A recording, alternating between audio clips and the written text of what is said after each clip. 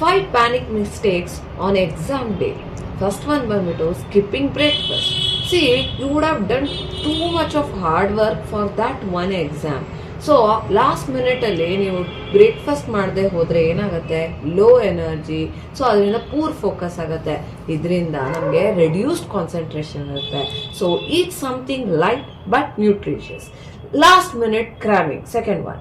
So cramming ಅಂದ್ರೆ ಏನು, ಒಂದೇ ಸತಿ ಇನ್ಫಾರ್ಮೇಶನ್ ಬೊಂಬಾರ್ಡ್ ಮಾಡೋದು ನಮ್ಮ ಬ್ರೈನ್ಗೆ.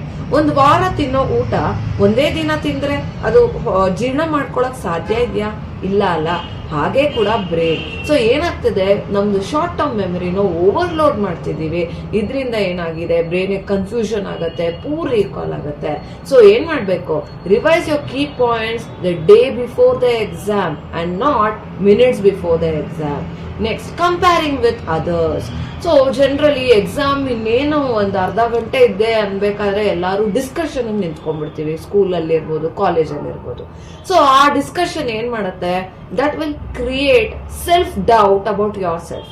ಸೊ ನಿಮ್ಗೆ ಏನಾಗ್ಬಿಡುತ್ತೆ, ಲಾಸ್ಟ್ ಮಿನಿಟ್ ಅಲ್ಲಿ the other person has done a better preparation than you ಅನ್ನೋದು ಅನ್ಸ್ಬಿಡುತ್ತೆ. ಸೊ ಅದಕ್ಕೆ ನೀವೇ ನಿಮ್ ಕಾನ್ಫಿಡೆನ್ಸ್ ಲೆವೆಲ್ ನ ಡೌನ್ ಮಾಡ್ಕೋತಾ ಇದ್ದೀರಾ.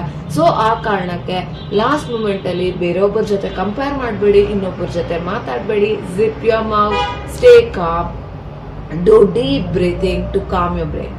Next, always rushing through the questions. So question paper ಸಿಕ್ಕಿದ ತಕ್ಷಣ ರಶ್ ಮಾಡ್ಕೊಂಡು ಹೋಗೋದು, that will end you up in making careless mistakes. So ಬೇಡ್ದಿರೋ ಮಿಸ್ಟೇಕ್ಸ್, ಸಿಲ್ಲಿ ಮಿಸ್ಟೇಕ್ಸ್ ನ ಮಾಡ್ತಾ ಹೋಗ್ತೀರಾ. ಸೊ ಇದಾದ್ರಿಂದ ಏನಾಗುತ್ತೆ, ಒಂದು ಗಾಬರಿ ಕ್ರಿಯೇಟ್ ಆಗುತ್ತೆ. ಆ ಗಾಬರಿಯಿಂದ ಸ್ಟ್ರೆಸ್ ಆಗುತ್ತೆ. ಸೊ ಸ್ಟ್ರೆಸ್ ಆದಾಗ ಏನಾಗುತ್ತೆ, ಬ್ಲಾಂಕ್ ಔಟ್ ಆಗೋ ಸಿಚುಯೇಷನ್ಸ್ ಬರುತ್ತೆ.